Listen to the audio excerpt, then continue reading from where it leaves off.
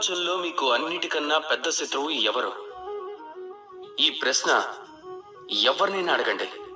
ప్రతి ఒక్క వ్యక్తి దగ్గర ఎవరో ఒకరి పేరు తప్పకుండా ఉంటుంది.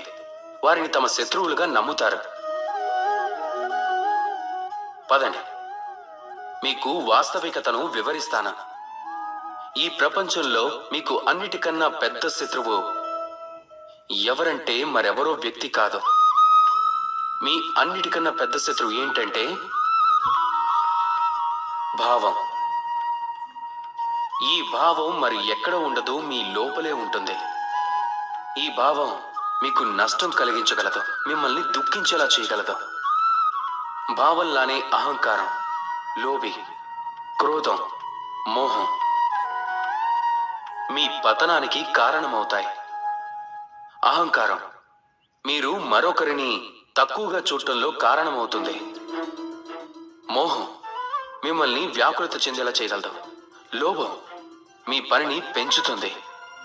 ఇక క్రోధం, దాని అగ్ని అన్నిటికన్నా ముందు మిమ్మల్ని దహించేస్తుంది. ఎలా అయితే మనం వేరే శత్రువు గురించి ఆలోచిస్తామో, ఈ శత్రువు గురించి ఏంటి? ఎలా ఈ శత్రువుని మనం ఓడించగలుగుతాం? ఇక ఈ అస్త్రం పేరే సంతృప్తి. ఈ సంతృప్తి మీ మనసుకు శాంతిని ప్రసాదిస్తుంది. ఈ సంతృప్తి మీ జీవితంలో సుఖం ఇంకా ఆనందం అనే సముద్రం వరకు తీసుకువెళ్తుంది. అందుకోసం ఈ జీవితంలో ఎల్లప్పుడూ సంతృప్తిగా ఉండండి. ఏదైతే ఉందో అందులోనే ఆనందాన్ని వెతుక్కోండి. జీవితం ఇంకా సుఖంగా మారుతుంది. రాధాకృష్ణ.